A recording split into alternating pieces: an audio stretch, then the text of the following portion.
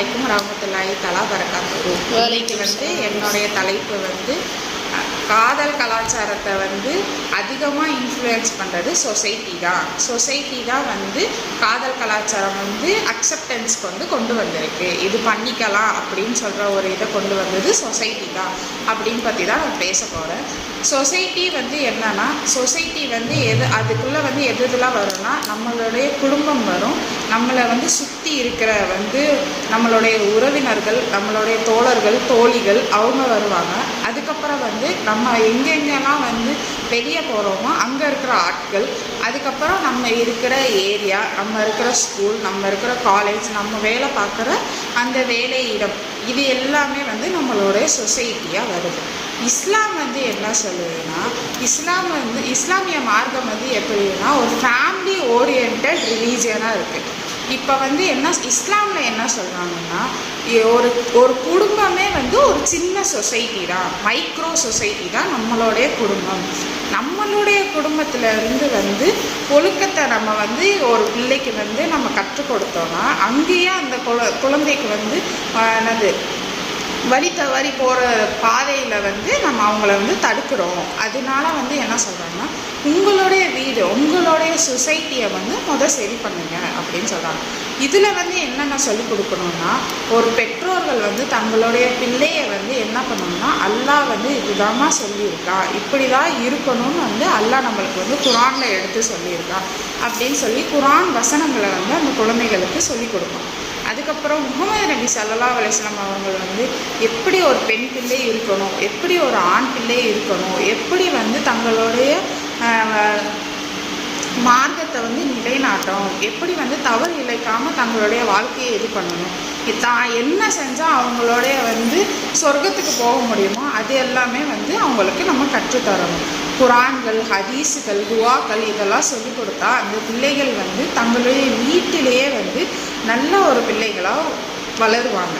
இப்போ என்ன பண்ணுறாங்கன்னா, சொசைட்டி அப்படியே மாறிடுச்சு. அந்த காலத்தை விட இந்த காலம் இப்போ என்ன பண்ணுறாங்கன்னா, இந்த பிள்ளை இதுதானே பண்ணுது, இது ஒன்றும் பெரிய இது இல்லையே. அந்த காலத்தில் பெருசாக ஒரு விஷயத்தை நினச்சது இந்த காலத்து பெற்றோர்கள் இதெல்லாம் ஒரு சர்வசாதாரண விஷயம் தானே, அவங்க பிள்ளை பண்ணிச்சு தானே, அப்போ என் பிள்ளை பண்ணுறதுல என்ன தப்பு இருக்குது, அவங்க பிள்ளை பண்ணப்போ எதுவுமே சொல்லலையே, என் பிள்ளையை மட்டும் ஏன் சொல்கிறீங்க அப்படின்னு பெற்றோர்களே தங்களுடைய பிள்ளைகளுடைய தவறுகளை மறைக்க ஆரம்பிச்சுட்டாங்க. இதுலேருந்தே சொசைட்டி வீட்டில் இருந்தே ஒரு தவறு முதல் ஸ்டெப்பாக தவறிட்டாங்க.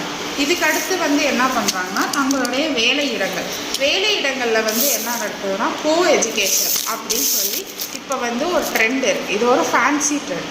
இதில் என்ன ஆகுதுன்னா, பெண் பிள்ளைகளும் ஆண் பிள்ளைகளும் டேரெக்டாக தொடர்பில் வராங்க, அவங்க பேசுகிறாங்க, பழகுறாங்க. ஃப்ரெண்ட்ஸ் தானே, நம்மளுக்கு என்ன இருக்க போகுது, பேசுகிறதுனால என்ன இருக்குது, பழகுறதுனால என்ன இருக்குது அப்படின்னு சொல்லி எல்லாருமே பேசுகிறாங்க. இதுதான் காதல் கலாச்சாரமுக்கு ஒரு முதல் ஸ்டெப்பாக இந்த கோ எஜுகேஷன் இன்ட்ராக்ஷனால் நடக்குது. இரண்டாவது என்ன சொல்கிறாங்கன்னா, கல்லூரிகளிலும் வேலை இடங்களிலும் ஆண்களும் பெண்களும் தங்களுடைய கூட வேலை பார்க்குறவங்களோட ஜாலியாக கேஷுவலாக பேசுகிறது, ஜோவியலாக பேசுகிறது, ஏன் இது நம்ம கோலீக்ஸ் தானே, நம்ம ஆஃபீஸ் மேட்ஸ் தானே அப்படின்னு பேசுகிறாங்க. இந்த இடத்துல பேசுகிறப்போ அந்த மகரமான ஆண் பெண் அந்த ஒரு இது இல்லாமல் எல்லோரும் ஒரு கேஷுவல் இதில் பேச ஆரம்பிச்சிடறாங்க. அங்கேயும் ஒரு சொசைட்டி காதல் கலாச்சாரமுக்கு ஹெல்ப் பண்ணுது. இப்போ என்ன சொல்கிறாங்கன்னா, மூன்றாவதாக என்ன பேச வரோன்னா இன்டர் ரிலீஜியன் மேரேஜ். அல்லாஹ் என்ன சொல்கிறான், நீங்கள் எப்படி இருப்பீங்களோ அப்படி தான் உங்களுடைய துணைவியர்களும் இருப்பாங்க. நீங்கள் ஒருத்தவங்கள பார்க்காம அல்லாஹ் எப்படி சொல்லியிருக்காங்க அதுபடி அவங்களுடைய வாழ்க்கையை வாழ்ந்தீங்கன்னா உங்களுடைய துணை, உங்களுடைய பார்ட்னரும் உங்களுக்கு அதே மாதிரி தான் அமைவாங்க அப்படின்னு சொல்கிறாங்க. ஆனால் இப்போ இருக்கிற பிள்ளைகள் என்ன பண்ணுறாங்கன்னா, எல்லா மதமும் சம்மதம் தானே அப்படின்னு சொல்கிற ஒரு கான்செப்டை வச்சுட்டு மாற்று மதத்தில் திருமணம் செய்துக்கிறாங்க. மாற்று மதத்தை திருமணம் செய்கிறப்ப என்னென்ன இது பண்ணுறாங்கன்னா, இப்போ மாற்று மதங்களில் திருமணம் செய்கிறப்ப இஸ்லாம் நடுவில் வந்தால் இஸ்லாத்தையும் தூக்கி போட்டுடுறாங்க. தாய் தந்தையர்கள் இல்லைம்மா இது தப்பு அப்படின்னு சொன்னாங்கன்னா, இல்லை எனக்கு நீங்கள் வேண்டாம் அப்படின்னு சொல்லிட்டு போயிடுறாங்க. இதே இப்படி நிறையா பண்ணி தங்களுடைய மார்க்கத்திலேருந்து வழி தவறி பிற மார்க்கத்துக்கு போயிடுறாங்க. இதுவே வந்து காதல் கலாச்சாரமுடைய ஒரு உச்சக்கட்ட இது அப்படின்னே நம்ம சொல்லலாம். அதுக்கடுத்து வந்து என்ன சொல்கிறாங்கன்னா, பெண் பிள்ளைகளை வந்து கஷ்டப்பட்டு வளர்க்குறாங்க. அவங்களுடைய பேரண்ட்ஸ் வந்து அவ்வளோ வந்து அவங்க மேலே வந்து உழைப்பு இது பண்ணி அவங்கள படிக்க வச்சு அவங்களுக்கு தேவையான எல்லாமே பண்ணுறாங்க. இப்போ வந்து ஒரு உதாரணத்துக்கு ஒரு இன்சிடெண்ட்டை சொல்கிறோம். ஒருத்தவங்க ஒரு ஃபாத்திமான்னு ஒரு பெண்மணி இருக்காங்க. அவங்களோட தந்தை வந்து துபாயில் வந்து வேலை பார்க்குறாங்க. ஆனால் வந்து வீட்டில் வந்து அந்த பொண்ணு, அவங்க அம்மா, அவங்களோட தம்பி தான் இருக்காங்க. 23 வருடங்களாக அந்த தந்தை வந்து அந்த பிள்ளைங்களுக்கு வர ஃபாரின்லேருந்து அவங்களுக்கான தேவையான பொருட்களை மட்டுமே தந்து வளர்த்துக்கிட்டு இருக்காங்க. இப்போ என்ன ஆகுதுன்னா, தந்தைக்கு வந்து ஒரு பையனை பிடிச்சிருக்கு, நம்மளுடைய பொண்ணுக்கு இவங்க கரெக்டாக இருப்பாங்க அப்படின்னு சொல்லி பேசி முடிச்சிடுறாங்க. பேசி முடித்ததுக்கப்புறம் வந்து ஃபாத்திமா வந்து தன்னுடைய தோழிகளோட பேசிக்கிட்டு இருக்கிறப்ப ஒரு ஆண் நபர் வராங்க. அவங்க வந்து தங்களுக்கு வந்து சொல்கிறாங்க, ஃபாத்திமா எனக்கு உங்களை ரொம்ப பிடிச்சிருக்கு. ஒரு வேற்று மதம் உடைய ஒரு ஆண் நபர் வராங்க. அவங்க பேர் ரமேஷ்னு இருக்காங்க. இவங்க வந்து என்ன பண்ணுறாங்கன்னா, ஃபாத்திமா எனக்கு உங்களை ரொம்ப பிடிச்சிருக்கு அப்படின்னு சொல்கிறப்போ அவங்க முதல்ல வந்து வேணாம், நான் எங்கள் வீட்டில் சொல்கிறத தான் பண்ணுவேன் அப்படின்னு சொல்கிறாங்க. ஆனாலும் அந்த நபர் வந்து திரும்ப திரும்ப வந்து தன்னுடைய வந்து அந்த காதல் வசனங்களை பேசி வந்து அந்த பொண்ணை வந்து இன்ஃப்ளூயன்ஸ் பண்ணுறாங்க. இது வந்து ஒரு வித இது. அந்த தனிநபர் வந்து அந்த பொண்ணை வந்து காதல் பேச்சு, காதல் வசனங்களை பேசி தங்களுடைய வலைகளில் வந்து போடுறது.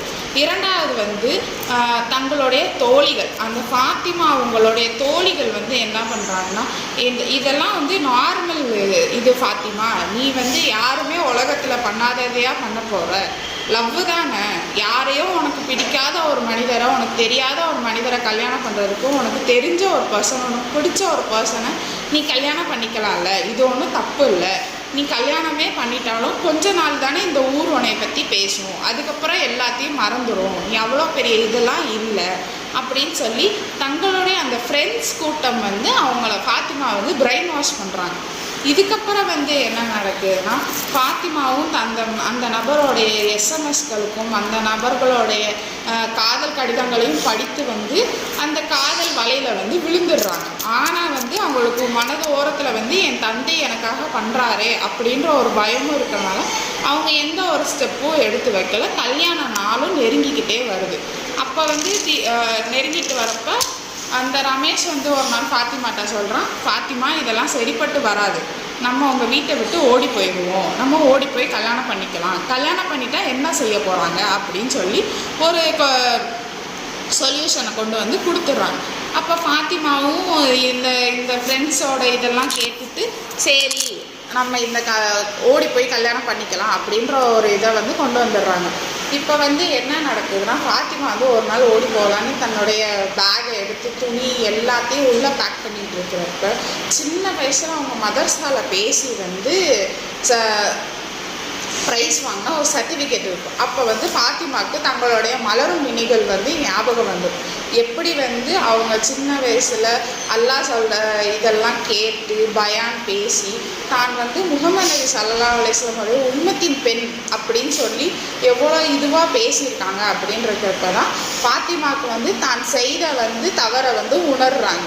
எப்படி வந்து நம்ம தாய் தந்தையர் வந்து இவ்வளோ கஷ்டப்பட்டு நம்மளை வளர்த்துருக்காங்களே, ஒரு முஹம்மது நபி ஸல்லல்லாஹு அலைஹி வஸல்லம் அவர்களுடைய உம்மத்தாக இருந்து ஒரு இஸ்லாமிய மார்க்கத்தில் இருந்து நம்ம இந்த தவறை செய்யலாமா அப்படின்னு சொல்லி தான் தவறை உணர்ந்து வந்து இதை அவங்க வந்து மாற்றுறாங்க. இந்த தவற உணர்தல் வந்து எது கொடுக்குதுன்னா இஸ்லாம் கொடுக்குது.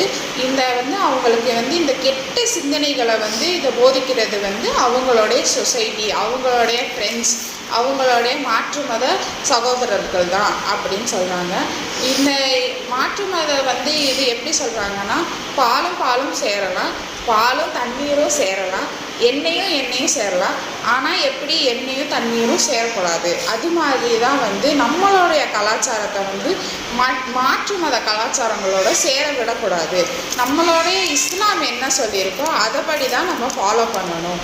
அதனால வந்து நான் என்ன சொல்கிறேன்னா, சொசைட்டி தான் இந்த காதல் கலாச்சாரங்களுக்கு வந்து அதிகமாக இந்த இன்சிடென்ட்ஸ் ஆகிறதுக்கு காரணம் அப்படின்னு சொல்லி என்னுடைய உரையை முடித்துக்கொள்கிறேன்.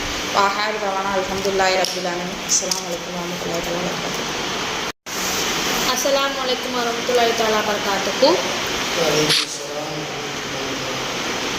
இன்னைக்கு காதல் கலாச்சாரம் பெருகுவதற்கு பெரிதும் காரணம் வந்துட்டு ஊடகம் மற்றும் திரைப்படங்கள், பாடல்கள், இது சம்மந்தப்பட்ட விஷயங்கள் தான் அப்படின்ற தலைப்பில் நான் பேச வந்திருக்கேன்.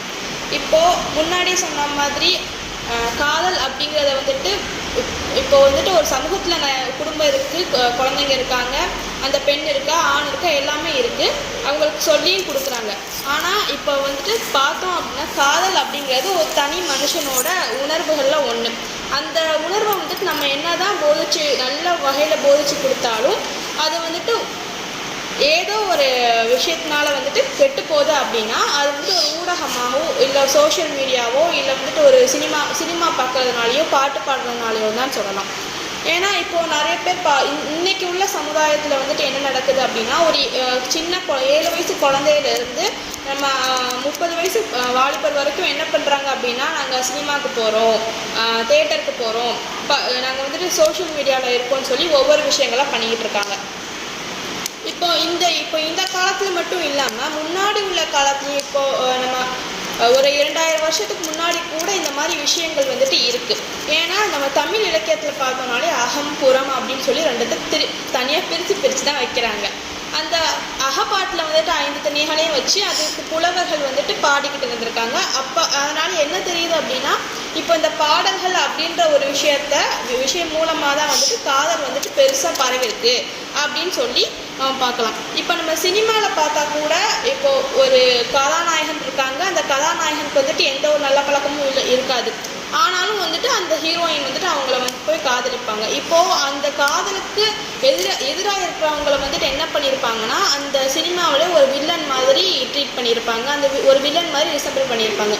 இப்போது அந்த படங்களை பார்க்குற நாம் என்ன பண்ணுவோம் அப்படின்னா இல்லை இவங்க பண்ணுறதுல என்ன தப்பு இருக்குது, ஏன் இவங்க போய் இதில் வந்துட்டு இப்படி எதிர்த்து பேசுகிறாங்க அப்படின்ற ஒரு விஷயங்களை தான் வந்துட்டு சொல்லி பார்ப்போம்.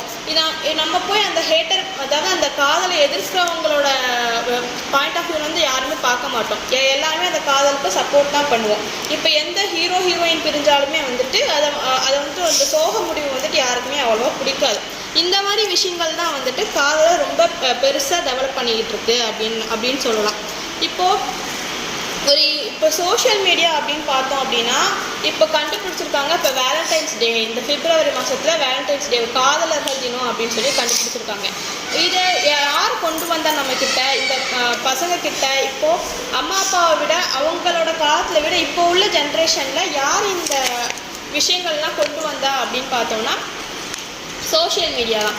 இப்போ அந்த காதலர்கள் தினம் மட்டும் இல்லாமல் அதுக்கு முன்னாடி ஒரு 7 நாளுக்கு ஒரு கூத்து நடக்கும். இந்த ரோஸ் டே, டெடி டே, சாக்லேட் டே அப்படின்னு அங்கே ஆரம்பித்து லாஸ்ட்டாக பிளாக் டேன்னு ஒரு டே வரைக்கும் கொண்டு வந்து இந்த பிப்ரவரி மாதத்தையே என்ன பண்ணுறாங்க அப்படின்னா ஒரு மார்க்கெட்டிங் மந்த்தாக ஆக்கிடுறாங்க. இப்போ லவ்வர்ஸ் எல்லாரும் என்ன பண்ணுவாங்கன்னா டைரி மில்க்குன்ற சாக்லேட் பின்னாடி ஓடுவாங்க, சிங்கிள்ஸ் எல்லாம் என்ன பண்ணுவாங்கன்னா இந்த 5 ஸ்டார்ன்ற சாக்லேட் பின்னாடி ஓடுவாங்க. ஆனால் 2 பேத்துக்குமே தெரியாது அதை வச்சு நடத்துகிற ஒரே கம்பெனி தான் அப்படின்னு சொல்லி. அதனால் இந்த மாதிரி விளம்பரங்கள், பாட்டு, திரைப்படம் இந்த மாதிரி விஷயங்கள் மூலமாகவே காதல் வந்துட்டு பெருசும் பரவிக்கிட்டு வருது.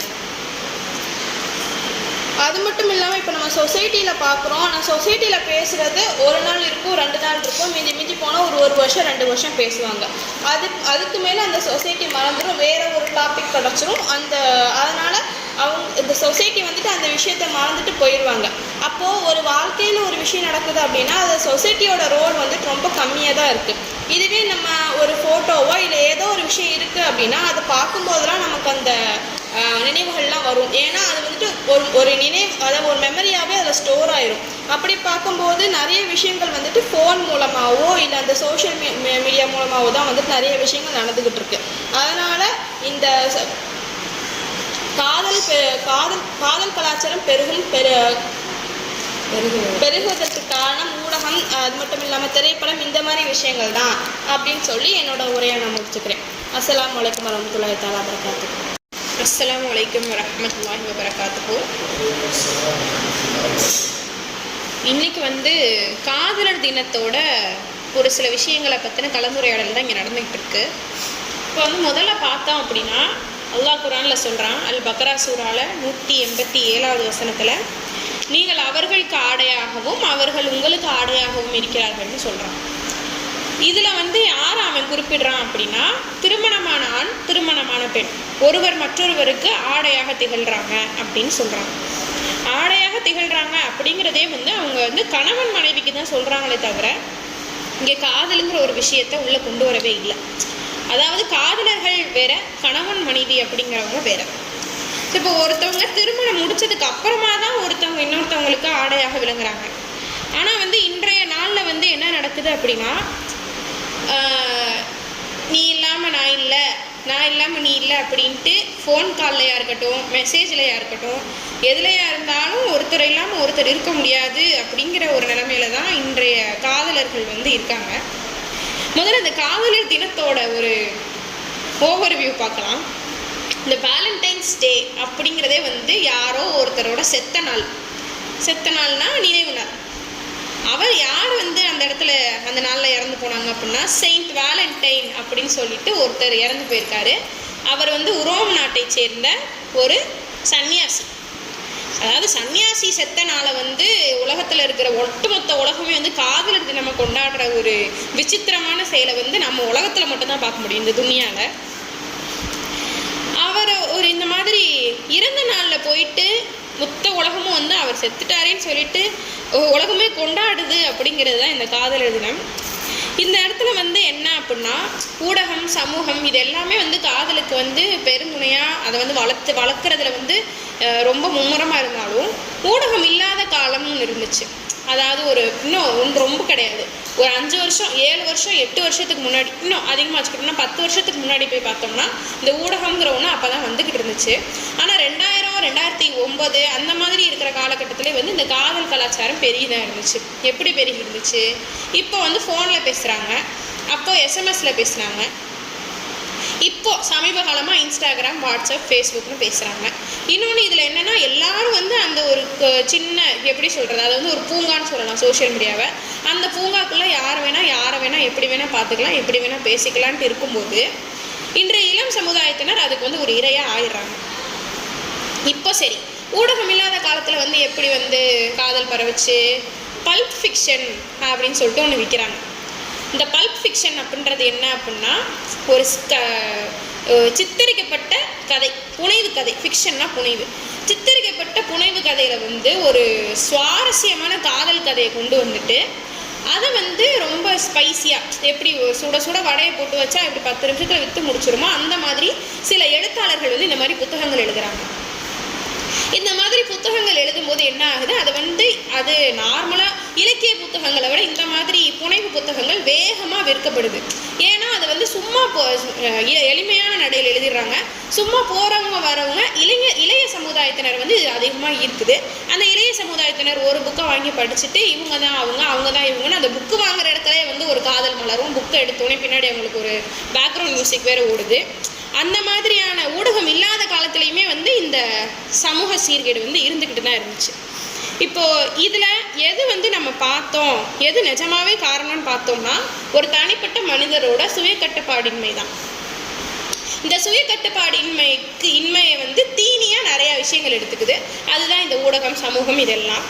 சரி, ஒரு சைடு வந்து நம்ம ஒரு ப்ளூரல் சொசைட்டியில் இருக்கோம். இப்போ இஸ்லாமியர்களாக இருந்தாலும் ப்ளூரல் சொசைட்டின்னு சொல்கிறாங்க. பலதரப்பட்ட மக்களும் பலதரப்பட்ட கலாச்சாரமும் இருக்கக்கூடிய ஒரு இடத்துல வந்து இஸ்லாமியர்களாக வாழ்ந்துக்கிட்டு இருக்கோம். அந்த நேரத்தில் நம்மளால் முழுமையாக இஸ்லாமை பின்பற்ற முடியாத சூழ்நிலை தான் இங்கே இருக்குது. அதுதான் நிஜம். ஏன்னா இப்போ ஒரு காலேஜுக்கு போகிறோம், ஸ்கூலுக்கு போகிறோம், வெளியே போகிறோம், இந்த மாதிரி இடங்கள்ல மஹரம் இல்லாத ஆண்களை பார்க்கக்கூடிய, சந்திக்கக்கூடிய, பேசக்கூடிய சூழ்நிலை வரதான் செய்யுது.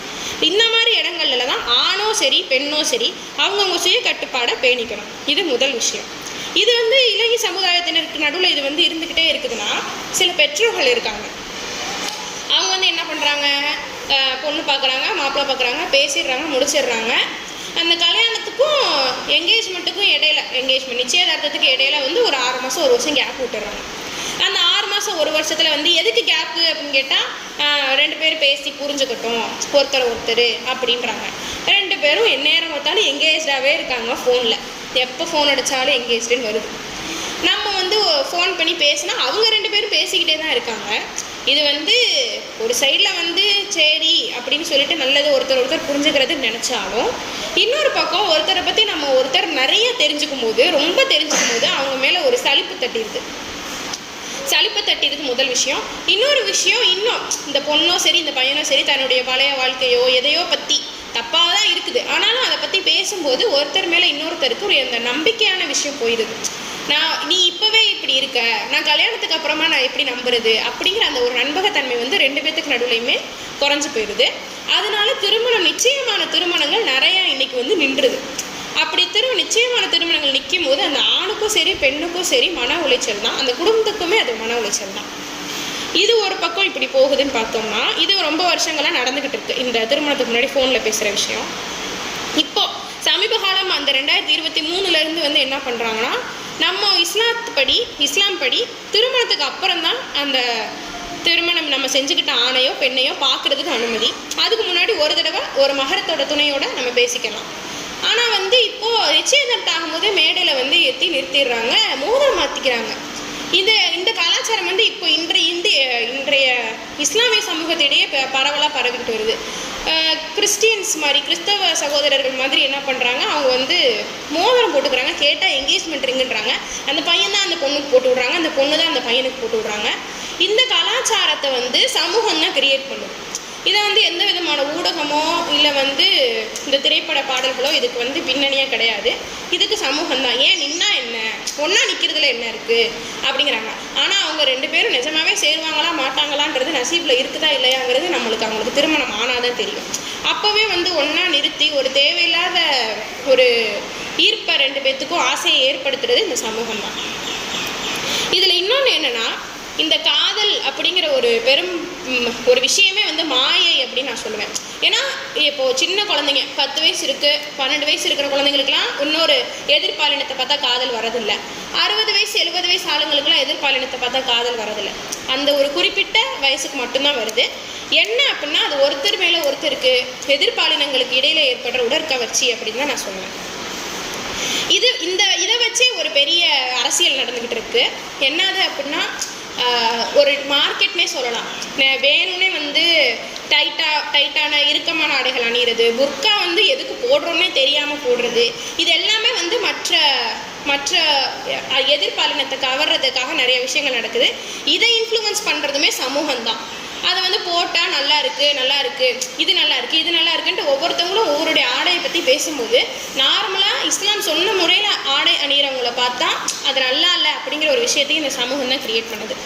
இப்போ இந்த மாதிரி காதல் திருமணத்துலேயும் சரி, திருமணத்துக்கு முன்னாடி 2 பேரும் அந்த பொண்ணும் அந்த பையனும் பேசிக்கிறதுலையுமே சரி, ஒன்று அவங்க வந்து கொஞ்ச நாள் கழித்து டிவோர்ஸ் 2 பேரும் பிரிகிறதுல தலாக்கில் போய் முடிஞ்சிடுறாங்க. இல்லைன்னா ஒருத்தர் மீது ஒருத்தருக்கு சலிப்பு தட்டி அவங்க வேறு விதமான உறவுகளை தேடி போகிற ஒரு சூழ்நிலை தான் இப்போ இருக்குது. இப்போ இந்த காதலர் தினம், காதலர்கள், காதல், இது 3மே வந்து ஒரு மாயை. இது சமூகத்துக்கு வந்து ஒரு தேவையே இல்லாத விஷயம். ஆனால் சமூகம் வந்து அதை தீனியாக போட்டு எல்லாருக்கும் பரவிக்கிட்டு இருக்கு. இதிலேருந்து அல்லாஹ் நம்ம எல்லாரையும் காப்பாற்றுவோம். நான் துவா செஞ்சுக்கிறேன். அஸ்ஸலாமு அலைக்கும் வரஹ்மத்துல்லாஹி வபரகாத்துஹு.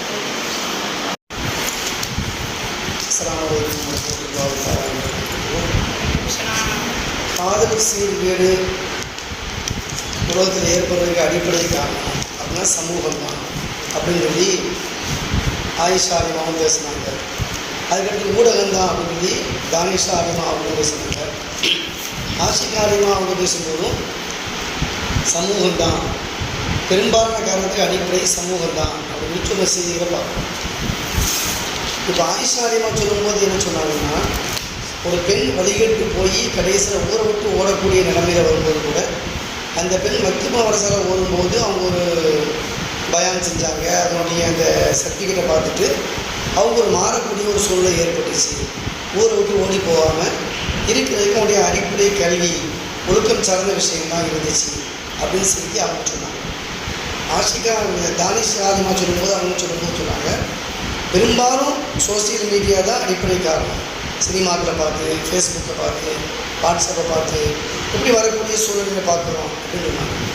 நபிகள் நாயகம் ஸல்லல்லாஹு அலைஹி வஸல்லம் சொன்னாங்க, உங்களுடைய ஆண் மக்களுக்கும் பெண் மக்களுக்கும் பருவ வீதம் அடைஞ்சிட்டா சூரத்து 100 சொல்லக்கூடிய ஒரு சூறாவையை கற்றுக் கொடுங்க அப்படின்னு சொன்னாங்க.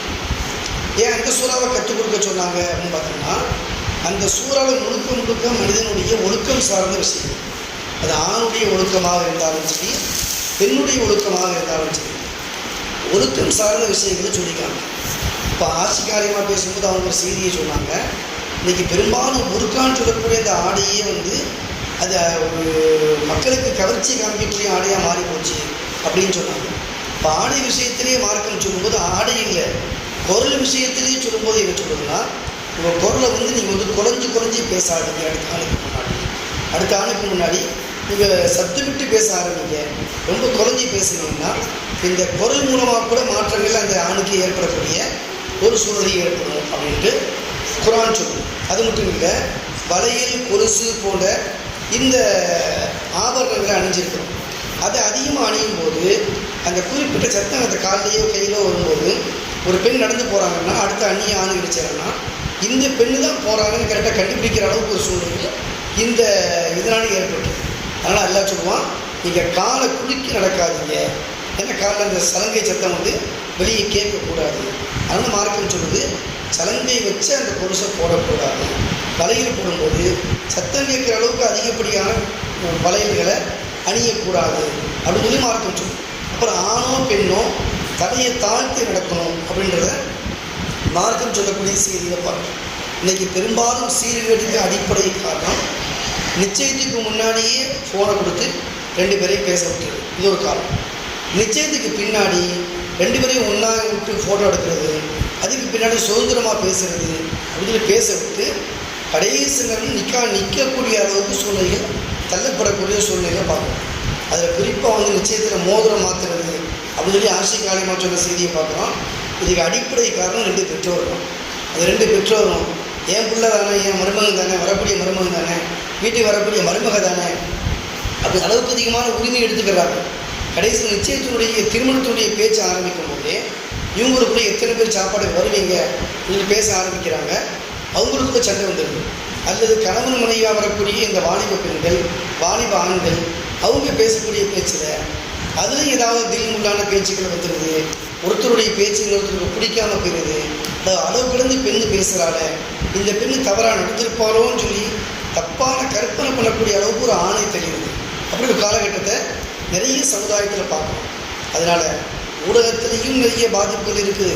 ஊடகமும் நிறைய செய்திகளை மார்க்க விஷயத்தை பார்க்குறதுக்காக வேண்டி டிவியோ அல்லது ஆன்லைனோ ஓப்பன் பண்ணோம்னா அதில் ஆபாசமான செய்திகள் தான் அதிகமாக வரக்கூடிய ஒரு செய்திகளை நம்ம யதார்த்தமாக பார்க்கணும். மீடியாக்களும் அதிகமாக வந்து விளம்பரப்படுத்தக்கூடிய செய்திகள் வந்து ஆணையோ பெண்ணையோ தப்பான சிந்தனைக்கு தள்ளக்கூடிய அளவுக்கு ஒரு சூழ்நிலை தான் பெரும்பாலும் மீடியாக்களே இருக்குது.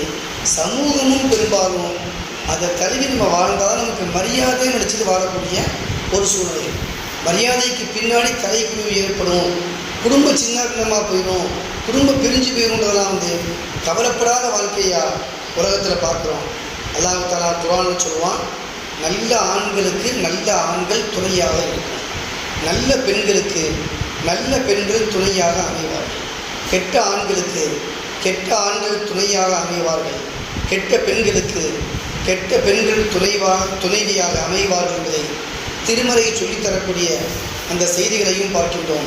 அன்னை ஆயிஷா ரலியல்லாஹு தஆலா அன்ஹா அவர்கள் மக்களால் இட்டுக்கட்டப்படக்கூடிய அந்த நேரத்தில் அல்லாஹ் திருமறை மூலமாக சொன்னது, நல்ல ஆண்களுக்கு அல்லாஹ் நல்ல பெண்களையே தந்து விடுவான் என்பதாக சொல்லியிருக்கின்றார். பெருமானார் ஸல்லல்லாஹு அலைஹி அவர்கள் ஈருலகத் தலைவர், நல்லவர்கள், பரிசுத்தமானவர்கள், அவர்களுக்கு அமைந்த துணைவியும் நல்லவர்களே என்பதை அல்லாஹ் தீர்ப்பாக திருமறையை சொன்ன அந்த செய்திகளை பார்க்கின்றோம். எனவே உலகத்திலே மீடியாவை நம்பியோ சமூகத்தை நம்பியோ வாழ்ந்து விடாமல் அல்லாஹ் ரசூல் சொன்ன அந்த அற்புதமான வழியிலே வாழும் நேரங்களில் அல்லாஹ் ஒழுக்கமான உயர்ந்த வாழ்க்கையை ஈருலகத்திலையும் அல்லாஹ் தருகின்றார்.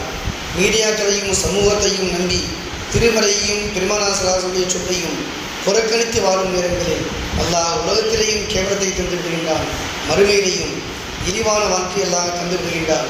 அப்படிப்பட்ட வாழ்க்கை விட்டும் அல்லாஹ் பாதுகாத்து ஈருலகத்திலேயும் சிறந்த உத்தமமான உயர்ந்த உன்னதமான வாழ்க்கை வாழக்கூடிய தௌஃபீக்கை பெற்றவர்களாக அல்லாஹ் நம்மையும் நம்முடைய சமூகத்தையும் அல்லாஹ் வாழச் செய்திருவானாக. வாலிப பெண்களுக்கும் வாலிப ஆண்களுக்கும் அதே போன்று உலகத்திலே பிறந்த ஆண்களாகிய பெண்களாகிய அனைவருக்கும் ஒழுக்கமான உன்னதமான வாழ்க்கையை வாழக்கூடிய தௌஃபீக்கை அல்லாஹ் தந்து புரிவானாக. குடும்பங்களை புரிந்து வாழக்கூடிய தௌஃபீக்கை அல்லாஹ் தந்து, குடும்பத்தை பிரிந்து வாழக்கூடிய அந்த கலாச்சாரங்களை விட்டும் அல்லாஹ் பாதுகாத்து அருள் புரிவானாக. இந்த மாணவ செல்வங்கள் ஆலிமாக்கள் அற்புதமான முறையில் தன்னுடைய கருத்துக்களை பதிவு செய்தார்கள். அல்லாஹ் தஆலா இந்த மாணவ செல்வங்களுக்கு ஈரோலகத்தினுடைய எல்லா நிர்வாகிகளையும் நிறைவாக வழங்கி ஈரோலகத்தின் எல்லா துன்பங்களை விட்டும் அல்லாஹ் பாதுகாத்து அருள் புரிவானாக. ஆகிர் தஅவானா அல்ஹம்துலில்லாஹி ரப்பில் ஆலமீன். அஸ்ஸலாமு அலைக்கும் வரஹ்மத்துல்லாஹி தஆலா.